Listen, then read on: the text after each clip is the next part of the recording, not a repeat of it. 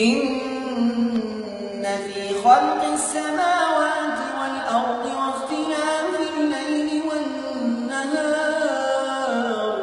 لآيات لأولي الألباب الذين يذكرون الله قياما وقعودا وعلى جنوبهم